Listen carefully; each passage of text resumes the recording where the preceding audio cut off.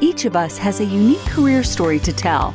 For some, these fly high like rocket launches. For others, they're more like the game of chutes and ladders, with advances and setbacks along the way. Either way, we learn countless lessons from these experiences. And that's what we put into the spotlight here at Career Sessions Career Lessons. Join discussions featuring a variety of guests sharing their stories of ups and downs, as well as the secrets of their success and what drives them to continue moving forward. We break down the tools and resources that will help you establish your dream career and realize your professional goals. Here's your host, J.R. Lowry.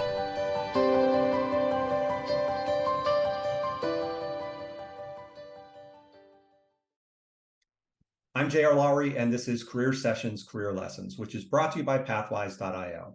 Pathwise is dedicated to helping you live the career you deserve, providing career coaching, content, courses, and community. Basic membership is free, so visit Pathwise.io and join today. Today, my guest is Ann Hiatt. Ann is a Silicon Valley veteran with 15 years of experience as the executive business partner for Jeff Bezos, founder and CEO of Amazon, and chief of staff for Eric Schmidt, CEO and executive chairman of Google. Ann left Google in 2018 after 12 years with the company and has since founded a consulting company with CEO-level clients across the globe, where she applies the lessons of innovation, ambition, growth at scale, and forward-thinking leadership that she learned at Amazon and Google to new businesses and the next generation of leaders, and empowers entrepreneurs and executives through practical suggestions of how to develop a corporate culture of relentless ambition and vision while pacing themselves for long-term success. Ann has a bachelor's degree in international studies from the University of Washington and began a PhD program in global and international studies at Berkeley before ultimately leaving the program to accept her role at Google. She now resides and works in Spain. Ann, thanks for joining me today. I really appreciate your time. It's a pleasure to be here, JR. Thanks for the invitation. Absolutely. So I'm going to do this a little bit differently than the way I've been doing some of my recent podcasts, where I've started with the current work that the person's doing. I think we have to start with your upbringing and your career journey because it's pretty foundational to everything else. So you grew up in a military family. What did that teach you, watching your dad flying Air Force jets and living the military life? It did teach me a lot of foundational things that have really come to play in my career in seemingly unexpected ways. Yeah, I was born on MacDill Air Force Base in Tampa, Florida, and spent the first 10 years of my life as a military Air Force brat. And my next two sisters were born in Anchorage, Alaska, and we were kind of everywhere in between. My dad was, as you mentioned, a fighter pilot and flew the F-4 Phantom fighter jet when I was born, and spent most of our career up in Alaska. This was during the dilettante period of the Cold War with Russia. It was a very interesting time for his military service, and that's a whole other podcast and so many interesting stories. But what it really taught me was, even though I'm very timid by nature, especially as a young girl, I was just naturally very shy and introverted. It really taught me to be self-sustaining, to make friends very quickly, to be adaptable to new environments, to rise to challenges. And I really saw that modeled by my mom as well. Basically, she was an Air Force widow for a lot of his career, running the family solo. And that really taught me a lot about just learning a lot of things really, really fast. My mom had never been outside of Idaho before she married this Air Force guy finishing his pilot training. And she was really forced to learn very, very quickly and become adaptable, and really the rock upon which our family was built. So all of those skills definitely came in handy during my very unexpected career.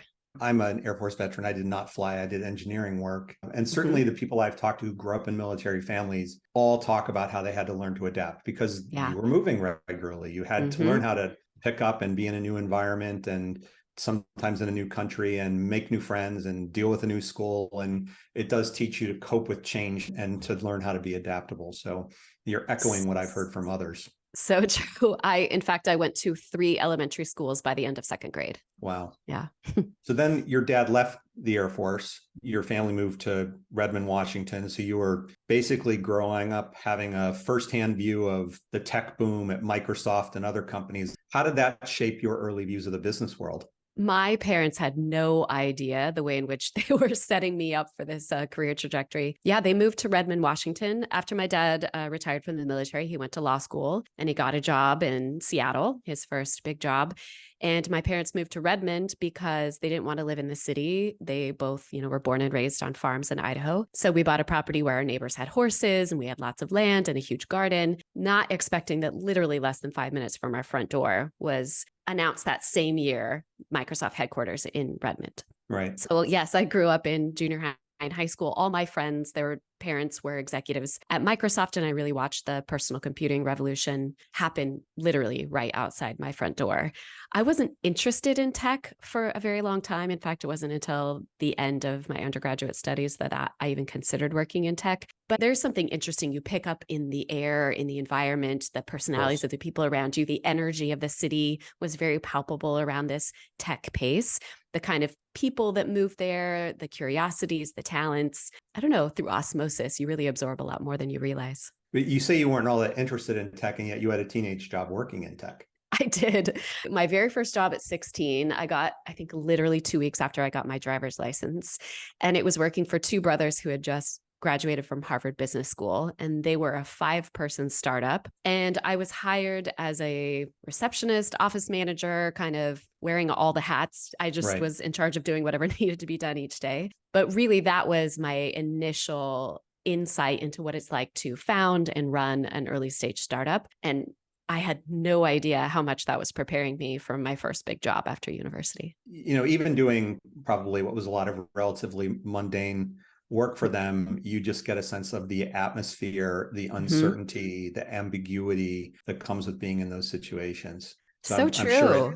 I'm sure it prepared you well. It really did. Yes. I mean, I was doing a lot of photocopying and answering phones and things that seemed unglamorous, but you don't realize being in an environment and overhearing the brothers talk about what's working or what's not, or closing sales. And you get to know the business vocabulary. I was also exposed to like literature for the first time. I didn't even know that like business magazines existed, like Fortune and Fast Company. I think Fast Company was literally launched that same year that I joined. So those things were around the break room, and I started flipping through and getting to know who are the journalists or the movers in the tech world, and not expecting me to get to know them on a first name basis soon thereafter. Crazy that all that ended up playing out, which we're going to get to now. So you went to University of Washington. Mm-hmm. You had designs on being an academic in Scandinavian studies, and then you landed a job at Amazon working directly for Jeff Bezos. I know you get this question all the time, so I will apologize in advance for asking it, but I have to.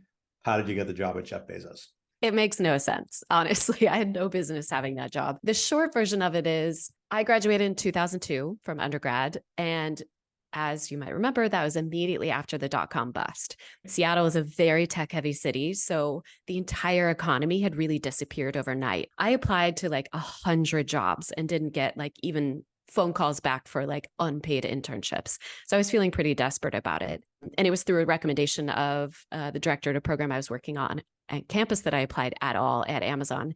It took me 9 months and 3 rounds of all-day interviews to get that job. But yeah, I could tell the longer version of the story. But the truth is, the last interview I did was with Jeff Bezos himself. And I think he was just looking for something raw. He was looking for somebody who was ambitious, who was unintimidated by him. Because even by then, I mean, this is the earliest stages of Amazon. He had been Time Magazine's Person of the Year in 1999. He was a bit of a local celebrity, not of the stature that he is now. But a lot of people were really intimidated by him. And I just wasn't. I talked to him like a normal person. I think he found that refreshing. And I was really, really excited about what he was building. So I got a seat on a rocket ship. Yeah, you did. And you know, I think sometimes people in that situation, they're looking for somebody who shows a particular spark, right? Yeah. And who shows upward potential, not somebody who just wants to be an admin and do a very narrow definition of the role. And clearly he saw that and the broader team there. So I know you interviewed with a bunch of the senior people before you even got to that interview with Jeff. They obviously all saw that in you. So credit to you for landing the job. Looking back, I'm like, that is the craziest thing. I mean, it's literally a sliding door moment. It changed the course of the rest of my life, getting that first job with him. I'm sure you learned many, many, many things while you were working there, but can you share just a few that 20 odd years later really stand out for you? I think if I had to pick just one, and it's very hard because the 3 years I sat next to Jeff, I literally was given the desk physically closest to him in the entire organization. I was at his side quite literally for like 15, 18 hours a day. So I absorbed a lot. He was my personal business school. He was my mentor. I was his apprentice. If I had to pick one thing, it was really about the people, how he hired, retained, and harnessed the power of the people around him. And when we were hiring my replacement, he rejected a lot of candidates. And I was very nervous because I was starting a PhD and I couldn't change the start date of grad school. And we didn't have somebody. I had really planned on training someone for minimum 3 months before I left, Right. but we didn't have anyone. And I really went back to him and I said, look, would you reconsider these top 3 candidates? And he wouldn't even take the papers out of my hands. And he said, I am only going to hire someone that I have to hold back, not push forward. And I use that as my mantra whenever I'm hiring. And I've interviewed hundreds, if not thousands of candidates at both Amazon and Google and for my CEO clients now. And I use that as my bar today. And I think that's probably, people are constantly like, why on earth would he hire someone like you with no experience? But I think that was it. His bar was he saw someone that he was going to have to hold back rather than waste his time pushing forward, inspiring, incentivizing, and encouraging. And he has a lot of systems in the way that he harnessed the intellect, the curiosity, the grit, and the passion of the people who work for him in ways that I now appreciate are very rare. Most executives do not approach their teams and their systems in the same aggressive way that he did. So if I had to pick only one of the many, many things I learned from him, it was really about how to utilize and attract the best world-class talent possible. Well, as I'm sure you've seen, in your time since, I mean, a lot of senior people, they hire people who are unthreatening to them because they have some level of insecurity. And ultimately, he was hiring for people who were going to make him better, right? And make the team better. That story that you told in the book, when I was listening to it, really struck me, the idea of like hiring people who you have to hold back rather than push forward. And it is pretty rare. From my experience too, I think, the percentage of people that I've seen out there who really have the guts, to hire somebody who is going to challenge them, it's a minority of leaders in the scheme of things. It is, unfortunately, and it's such a shot in your own foot. There's an executive at Google who put it so well. His name is Jonathan Rosenberg, and he ran product in the first decade of Google. And Jonathan used to say that A people hire A people and B people hire C people. And it's exactly what you were just describing. Yeah. They feel threatened by that. But the truth is, people like Jeff, who's clearly an A person, knew the value of hiring A people around him. And I followed that when I hired my first team, when I eventually ended up working for Eric Schmidt, the CEO, and I was asked to redesign his entire office. I only hired people that I thought were better than me in very specific areas that would fill in for my weaknesses or experience gaps. And it can be intimidating because you're surrounded, if you do it well, you're at a table full of people who have expertise that far exceed yours. But then each person is really able to be their best self. So A people, you should hire A people. All right. So fast forward a little bit, you start your PhD program, you head off to Berkeley, you probably break Jeff's heart just at least a little bit.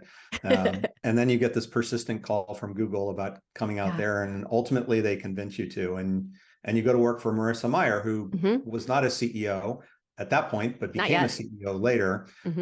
So what did you learn from your experiences in working with her? Again, that's a whole podcast episode in and of itself. But Marissa, again, was very, very good at talent recognition. In fact, she made a bet with her boss, Jonathan Rosenberg, who I just mentioned, that she could train up internal leaders faster and better than he could hire external ones. So the two of them literally had a bet about hiring the next generation of leaders for the organization. And she, by both accounts, definitely won that bet. So I learned from Marissa, how do you spot talent in its infancy? How do you harness them? And how do you train up the next generation of leaders? And I'm talking like unicorn level leadership. We call them soonicorns. You're not yet there. You need a little bit more experience and exposure and fire testing. But she was an incredible identifier of early talent. And she would go to bat for you. If you weren't yet at the skill set, but she saw the opportunity, she would absolutely be there to champion, train, mentor. She just heavily invested in her team. And she also taught me to be unapologetic about my own personal ambitions. My very first interview with her, she told me that she was going to be CEO one day. And she did. After working at Google for more than a decade, she was hired as employee number 20, the first female engineer at the entire organization.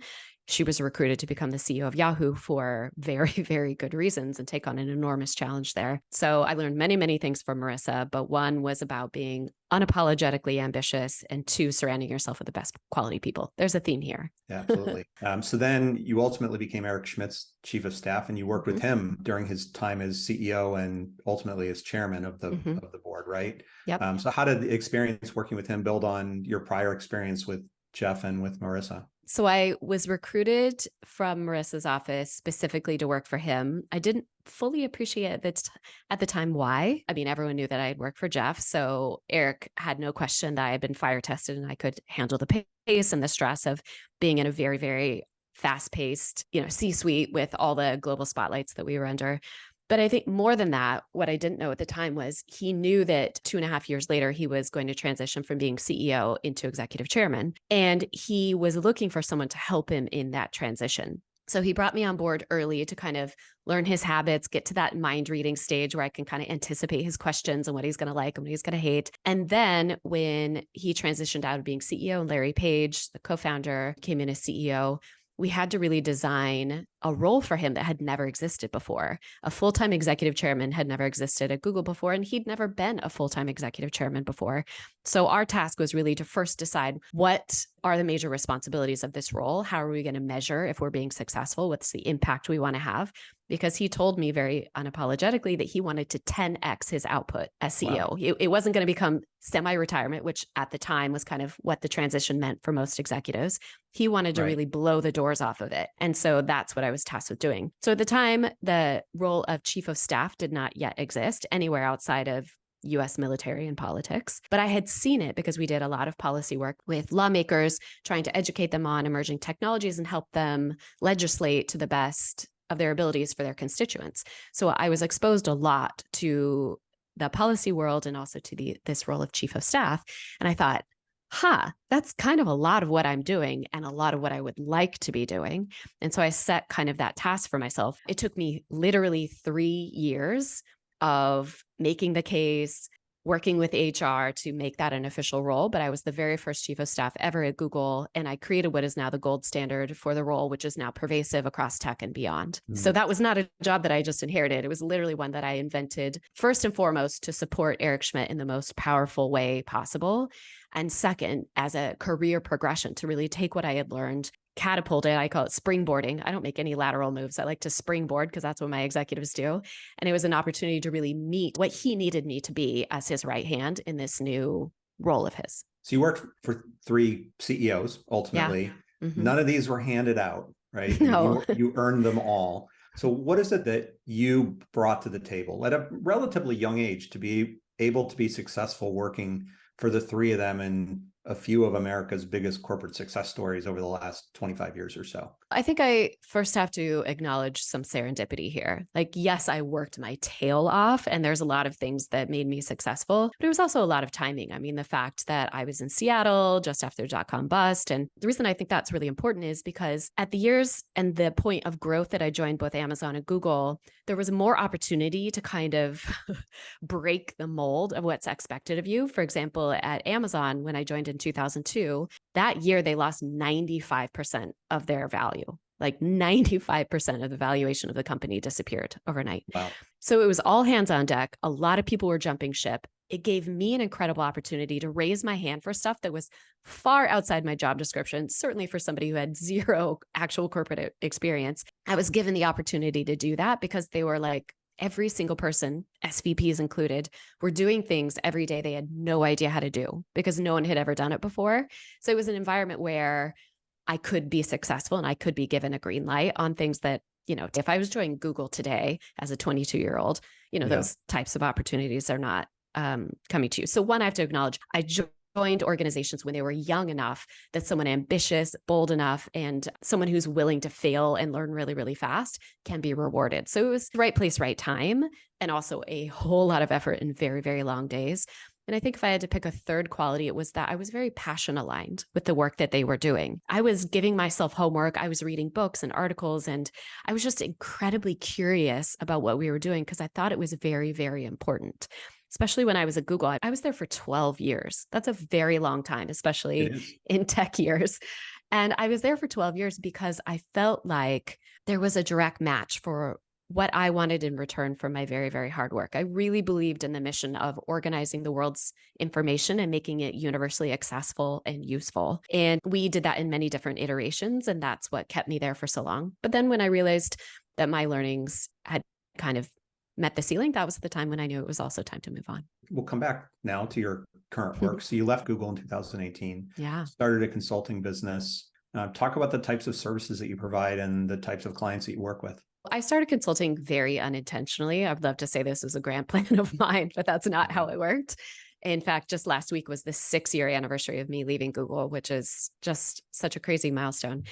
But while I was working for Eric Schmidt at Google, he had a personal VC fund called Innovation Endeavors, where he supported entrepreneurs working on important global problems, especially around climate change. And so when I left Google looking for my next challenge, several of those portfolio CEOs said, hey, while you're figuring out what you want to do next, could I bring you on board for this particular challenge I'm having or for this project?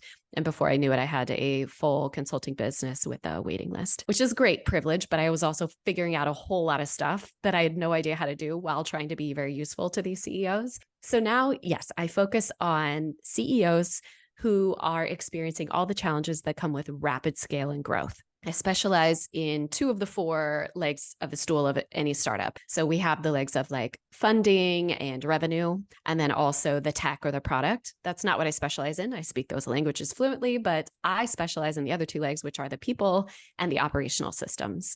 Okay. And so the CEOs that I work with who are across 4 different continents are all in completely different areas. In fact, I don't take 2 CEOs in the same industry, so I don't have accidental conflict of interest. And more importantly to me is I never forget that I'm not there to give them answers. I'm just there to ask the right questions to accelerate them into finding the right answers for themselves. And so going into spaces I know nothing about, like crypto or fintech or health tech or whatever, prevents me from coming in and being like, here's how we did it at Amazon, plug and play. It doesn't actually work that way, but I help them get to their own answers faster. And I also help them see around some of the blind corners that I've been around many, many times. And I can imagine that there's a lot that you can bring to bear given your experience. What are some of the things that you learned in your time at Amazon and Google that have been most beneficial to you as you've started doing this consulting work? As I mentioned, I really focus on people and systems. So when you're rapidly growing, there's a lot of people who've been so instrumental in your garage days. These are people who believed in you before there was any proof point to back them up. And when you have this rapid scale of growth, there's a moment in time where it's unreasonable to expect a human's growth curve to match that. And so we have this very uncomfortable moment where we need to hire people above those that have been so loyal to us and try and do so in a way that isn't demotivating or making them feel undervalued. So anticipating that before it happens, identifying what are the skill sets that are missing, how can this bringing in someone with more experience actually be an incredible growth opportunity for these people who've been very loyal to you.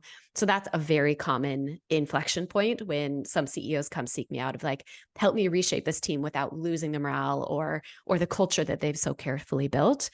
And the second are around those operational systems, especially within the C-suite. How do we build systems so that we have the most effective use of executive time? Because that's the most expensive time in the organization. Right. So that's everything from your senior staff meetings to your offsites to your board meetings.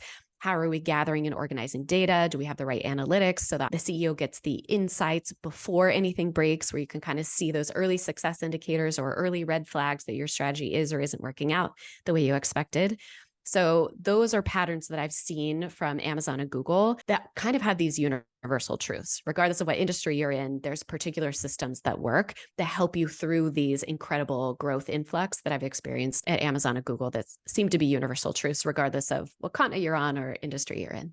And you also wrote a book, which was published, in 2021? Yes. Yeah. It's almost 2 years old now. So I know that was something that you'd wanted to do for a while. Why so? Well, yes and no. So yes, I wanted to write a book because plan A was to be a professor and an academic. And we all know academics are publish or perish. So publishing, I always thought would be a part of my life. But no, in that. So I started speaking at conferences very accidentally, which is a whole other story. But when I would get off stage, people would often say to me, oh my gosh, I hope you're writing this down. Like, I hope you're writing down these stories or principles, the things you've learned. It's really, really helpful. And I just thought that was a nice thing you said to someone. I didn't take it seriously because in my mind, I thought, well, if someone wants to learn the best practices of Jeff Bezos or Amazon or Google or Eric Schmidt, like those books exist. But it took a very long time before I accepted that I had a perspective that actually wasn't represented anywhere else.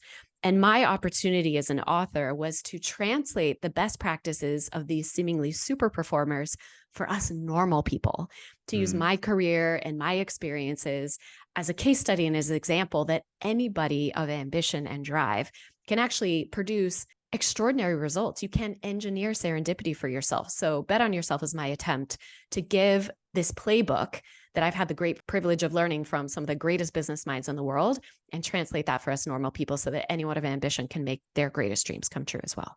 Which obviously, as we were talking about before we started recording, not something that you see covered a whole lot, how to be an exceptional individual contributor. And the book really aimed very well at that audience. And it's an audience that I think the vast majority of people who are out there in the work world are individual contributors, and they need to feel that there's hope for them and that there's somebody who kind of gets where they're coming from. Oh, thank you. It means a lot to me that felt successful as you were listening to it, because it really is something I feel very, very passionate about. In fact, in addition to my consulting, I also do offsites and leadership training events. And the most popular topic of this year has been a course I do on innovation for intrapreneurs. How do you as leaders or as individual contributors really use the core principles of entrepreneurship within a corporate organization? And that's when you get these really rising stars. This is when you can identify early talent, or you as an individual contributor can create a path forward in ways that might otherwise feel very limited. I was just at an event in London this last weekend. I was talking to a corporate attorney about the book and about my career and stuff. And she was like, gosh, I wish I'd read that 20 years ago.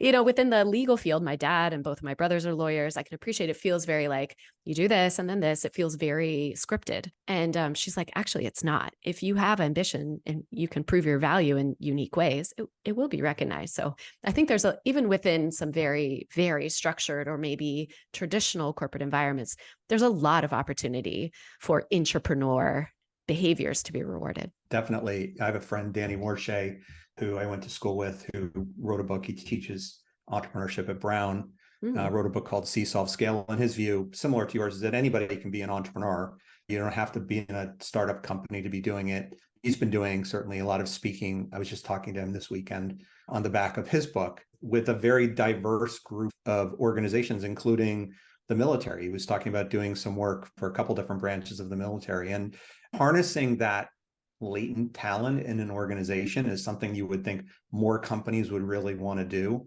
And yet so much of corporate world, right, America or otherwise, is kind of focused on keeping people in their box. 100%. It's definitely about that. I see that a lot, especially with mid-level managers who haven't been trained on how to harness that. It can feel very threatening. Well, I saw this a lot during the pandemic, that it's easier to manage a team that's sitting all in front of you and you're there calling out the orders and you're just like, follow me. But now we're seeing opportunities to really have 10x opportunities when you allow some of these more creative solutions or more experimentation within your organization. I've done a lot of work in Abu Dhabi with some organizations there. They're trying to take a very intrapreneur approach to their government work, and it's been incredible, the results they're getting. In fact, academics call it the golden ratio. The golden ratio is like 70% is your core offering. This is the stuff that you're hired here. You're earning your paycheck by doing these 70% core things. 20% should be innovative efforts, like using those core skills in new ways, using new technologies or seeing new opportunities for different offerings to your clients or customers. And then the 10% is what really terrifies traditional organizations, which is the transformational. That is scary because the transformational often cannibalizes the 70 and the 20, the core and the innovative, but it's called the golden ratio for a reason, because over the next decade or so, that 10% is what becomes your core. So if you're not investing in that in yourself personally as an individual contributor or as an organization, you miss the opportunity to really build the foundation you're going to need in the next coming years. Now with generative AI and this incredible revolution we're going through, that could not be more true. Absolutely. I want to turn to a different topic, which is chief of staff roles. You have a lot of experience in this space. I do. In different companies, you hear them called executive business partner, business manager, chief of staff, chief administrative officer, sometimes chief operating officer. They're not all the same, but there are some common threads. What's your take on the various roles? I'm very happy you asked this question because there is so much confusion around this. Every single one of those job titles you listed, yes, has overlap. The Venn diagram is heavy. There's this heavy overlap in all those descriptions, but they are all different and distinct from each other. The challenge is that if you look at the job descriptions in the US compared to Europe, for example, wildly different, what we call those people. So each of those jobs are distinct and different, but there's a lot of confusion. So if I was to break it down, the way I look at it is you have executive business partners Those are people who are very savvy. They've worked with C-suite leaders for a very long time, 5, 10 years or so. They speak the language. They're very sophisticated. They understand the business models, but they do a lot of the day-to-day. They're the one who are translating this priority list of the executive into their day-to-day. How is that represented in their calendar, their logistics, where they're investing their time, their influence, et cetera. So that's an executive business partner. They're translating the vision, the mission into the day-to-day structure. So that would include logistics to executive time, agendas kind of thing. Then you move on to kind of a first level chief of staff. You're now inserting strategy into this for the first time. A chief of staff is somebody who can represent their executive in a room they're no longer in. The executive is able to delegate a lot of things to that person to be a first filter because they've learned the instincts. They know the questions the executive would be asking if she was in the room herself. So they're able to do that first pass. They are sophisticated enough to read briefing documents or proposals or put together agendas, taking all the data points coming in from all of their direct reports, and then prioritizing executive time to work on just what is most important, what needs to be, in my opinion, executive time should be focused solely on what needs to be debated, what needs to be discussed and decided live in a room together. Everything else should be a dashboard or an update or a weather report on email, not executive time. So that person is making that level of decision on behalf of their executive. Then when we move beyond that to much more senior chiefs of staff, and this is where we get into a lot of overlap with COOs. For me, the distinction there is a chief of staff traditionally does not own a particular deliverable. They do not own a department. You become a COO, even though there's a lot of overlap in what a chief of staff does. The COO often is owning at least one vertical. They have people who are formally reporting to them. They're deciding their comp and they're doing their performance evaluations, whereas a chief of staff does not. A chief of staff needs to remain Switzerland, where they are the conduit through which every executive is much more effective, but that person does not have a skin in the game. I heard it best described to me by one of my clients, actually, as the chief of staff or the COO. They have one eye in a telescope, keeping an eye on that long-term moonshot vision, and one eye in a microscope, seeing how is that being implemented today and making sure that absolutely nothing gets off track. That is where I get really excited because I think that's a skill set that not many people have. And it's one that I just find wildly challenging and exciting. I love that kind of responsibility. So if I had to oversimplify what can be very confusing, that's how I would distinguish between those roles. Yeah, so you brought up one thing I wanted to ask you is what's table stakes in these kind of roles and what makes you a star? So sounds like one thing you would say makes you a star is the ability to kind of look through the telescope and look through the microscope. Yeah. What are the other things that you have to do well, and what are the other things that really set you apart? You have to be able to process an enormous amount of information in a very short amount of time. I was responsible for taking entire board books. We're talking like 4-inch binders worth of information and getting that into a single paragraph. What is my recommendation? What do we need to decide in this meeting? What does success look like? Often I have a hallway's worth of time to brief my executive before they're in a room and have to be very, very effective. So that is a skill I honed over 15 years. That is an art. That's not something I could do on my first day, but I would say that's a core skill of a chief of staff at a high level. The second thing, as I mentioned, Switzerland, it is very, very important to build up deep levels of trust with every person that you're partnering with. That's internal and external to your organization. A very effective chief of staff needs to have an impeccable reputation within the organization as somebody who is fair, is smart, and makes the right decisions. But equally important, that reputation needs to extend outside of your organization with the maybe lawmakers or customers or whoever you're engaging with outside. You also need that level of trust and sophistication. I remember once I dropped my business card as I was getting onto a plane with Eric, and he picked up the card and gave it back to me. And he jokingly said, "Oh, I thought your business card would says no for a living and makes you feel good about it." And it stuck with me, even though that was forever ago, because I think that's the perfect encapsulation of what most of my job was about, is I did have to know what to say no to, because everything that came to us was a fair request. It was people really needing something because they were stuck.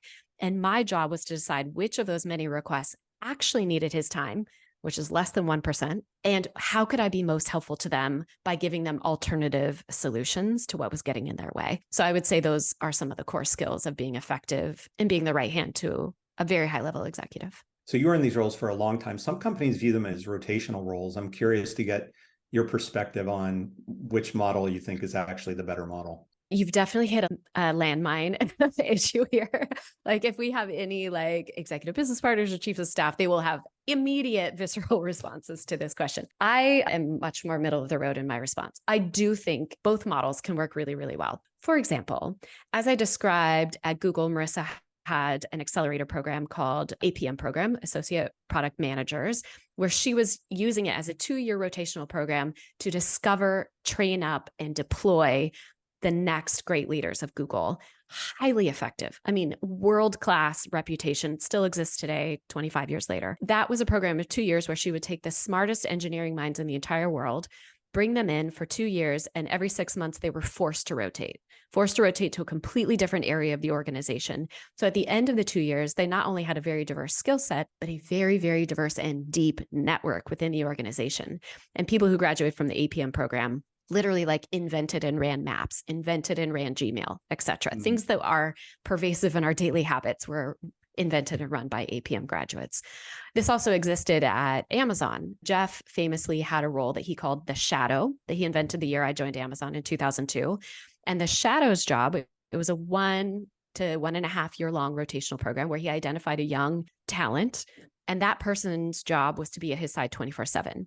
They were in every meeting, copied on every email, listened to every phone call, on every flight, literally at his side at every waking hour. And they learned to think like he did, to anticipate what he would ask. And then at the end of that rotation, they went on to run something that was a big bet in the organization.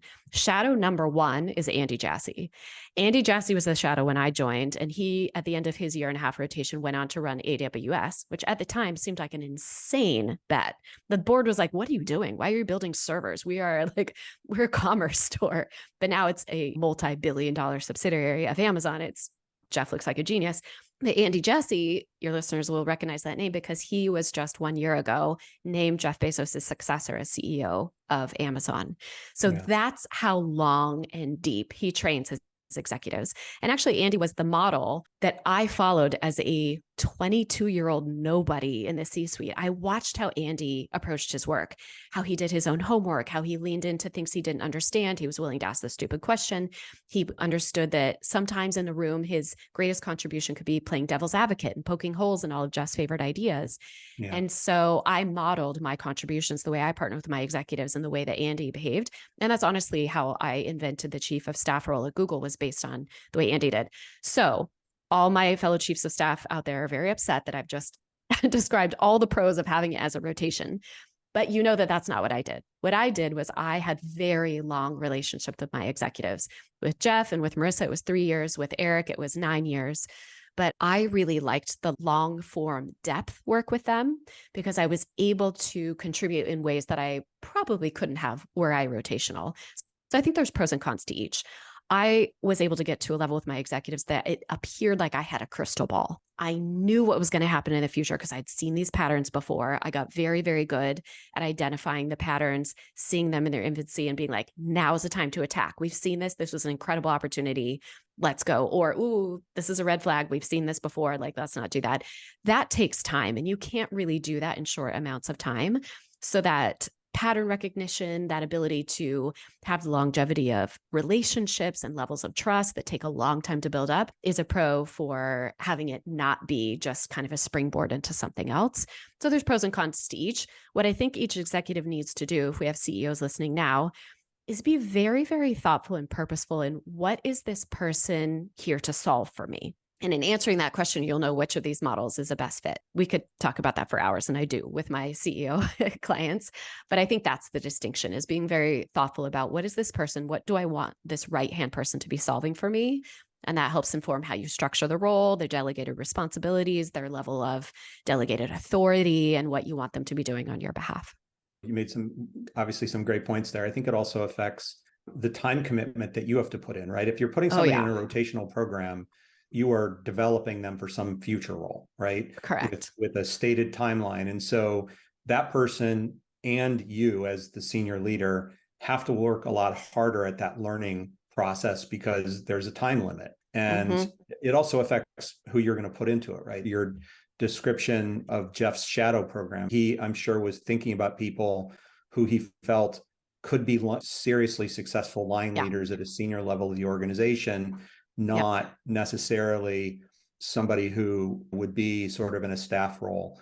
He was looking for that kind of talent, in that program, it sounds like. Correct. That's the perfect distinction.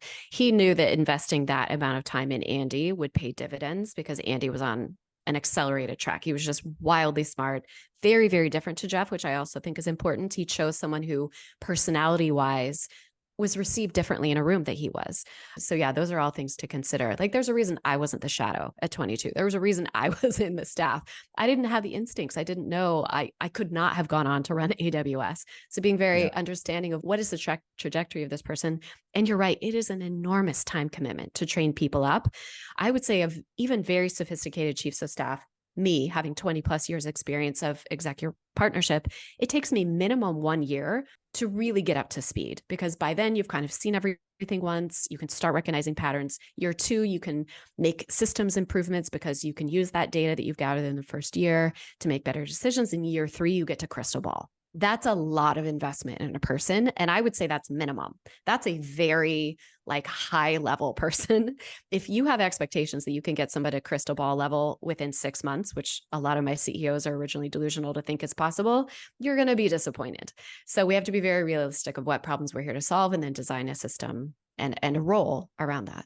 Thinking about what you were just saying about the leaders that you worked with, you say that you're drawn to leaders with humility. You worked for 3 CEOs. CEOs are not normally known for being humble. What did you observe in your time working with them about how they balanced the audacity and how they thought about their firm's growth potential while also being humble? I really appreciate this question because I think you've highlighted a misunderstanding that is very pervasive. Probably the most commonly asked question I get is, what are the commonalities between these 3 world-changing CEOs that I've worked for?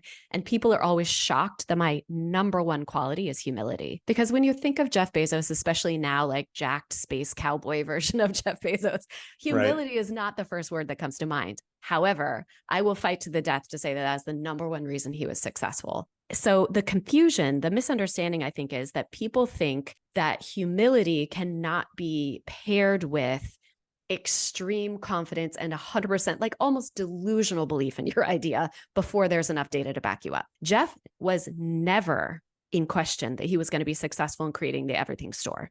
Never. Even when we lost 95% of our stock value, even when the board thought AWS was an insane distraction, even when they fought him on Prime because they thought it would bankrupt the company, he was confident in his vision. So supreme, almost delusional levels of confidence because he could do the math. He knew what the factors were that were controlled. He knew what the factors were that no one else had ever solved for, and he had a plan for solving those. Supreme confidence. However, I still make the case that he was successful because of humility, because of the way he went about proving himself. So as I mentioned, he designed an entire job, the shadow's job, to be that devil's advocate, to poke holes in all his favorite ideas, to keep him very, very accountable, to point out when some of his bets weren't working. For example, Amazon Fire, their attempt at a phone, massive failure. So the shadow's job is to be on top of those, to be on top of failures. You cannot be a CEO who isn't humble and make that someone's full-time job, is to be at your side 24/7 telling you what's not working. So that, I think, is an example of humility. And there's a reason why the average tenure of his executives was more than 15 years. Most executives spent more than 15 years reporting directly to him. There's a reason why people stick around for that. I think it comes down to that humility. You are at that table for a reason. And yes, he will call you to task if you're not showing up as your whole self. If you phoned something in or you weren't rigorous in your thought about something, you're going to know it because he demands that of you. He doesn't just tolerate people challenging him. He demands it. Jeff has a very famous saying that he started back in the early 2000s, which is called day one. He always wanted working at Amazon to feel like day one, rather than like now they have literally over 1 million employees. Every single person listening to this surely has put money in Jeff Bezos's pocket this week, right? Like it's pervasive, but he wants even today to feel like day one, that we are still inventing the wheel. We cannot rest on our laurels. He wants to be challenged on a daily basis. And so for me, that is the 2 sides of the same coin, which is extreme confidence and extreme humility in the way you're going to get that seemingly unlikely result. I get fired up about it. Yeah, sorry.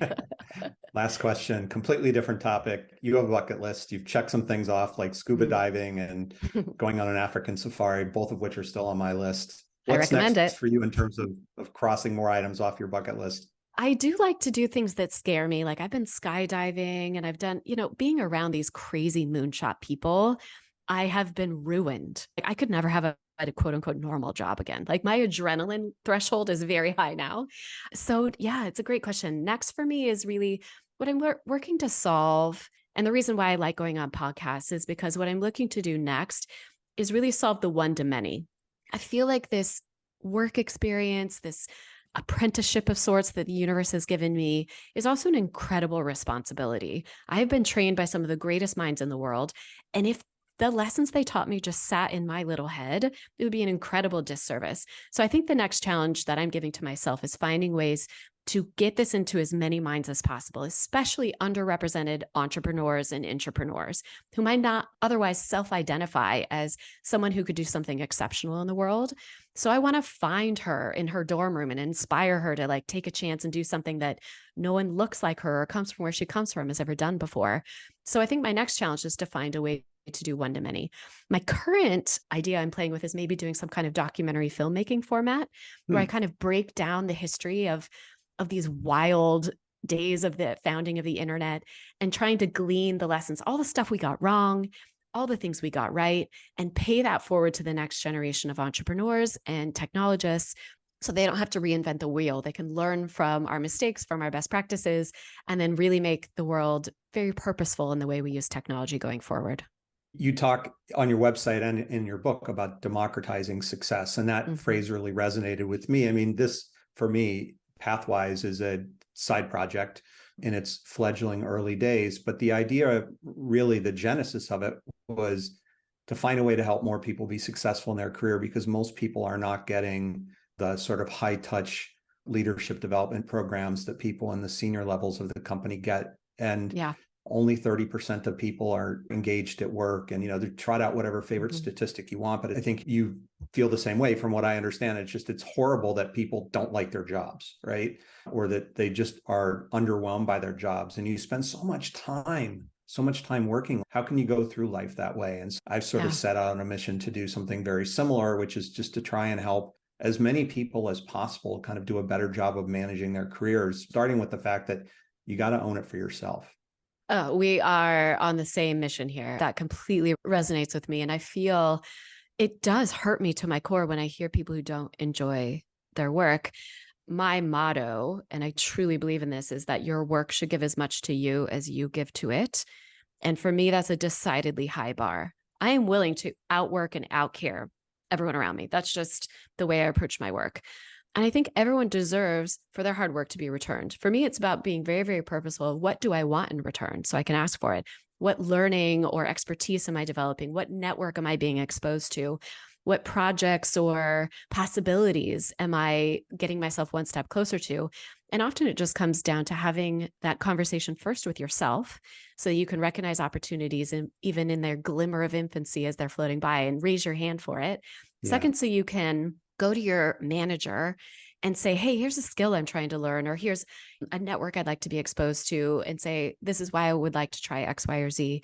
And then recognize where your organization is going. Is it aligned with where you're going? Not everyone has the privilege of working in organizations that are solving the world's problems that they want to. So if you need to, look outside your day-to-day, look for opportunities in your community to volunteer for those causes, be exposed to that type of leader. I really believe the thing that changed my life the most was working for leaders that I not only liked, but that I wanted to become like. Yeah. And so that's what I want for more people. That makes a huge difference when you find yourself in that situation. Yeah. Well, I appreciate that you didn't say no to this request, given that you apparently had a rep for that when you were working for Eric. Yeah. No, this is an obvious overlap. I think we are on the same mission. And if I could contribute in a small way to the big ripple effect you're having, that is an easy yes for me. Well, I appreciate that, and certainly appreciate your time today. It's been a fun conversation and getting a little bit more color on some of the things that you talk about in your book and the work that you're doing right now. So thank you. Thank you very much. I really enjoyed it. I really want to thank Anne for joining me today to discuss her very unique career journey, her current work, the chief of staff role, a smattering of other career and leadership topics. If you're ready to take control of your career, visit pathwise.io. And if you'd like more regular career insights, you can become a Pathwise member. It's free. You can also sign up on the website for the Pathwise newsletter and follow us on LinkedIn, Twitter, Facebook, YouTube, Instagram, and soon TikTok. Thanks and have a great day. Thank you for listening to Career Sessions, Career Lessons. We hope the nuggets of wisdom shared today help guide your path to the successful career of your dreams. This podcast series is part of Pathwise.io, which is here to help you live the career you want. We provide a comprehensive mix of career and professional development events, insights, tools, and exercises backed by a group of leading coaches and other career management experts. If you aspire to something more or just something different in your career, join us at Pathwise.io. You can find us on LinkedIn, Facebook, and Twitter. See you again on the next episode.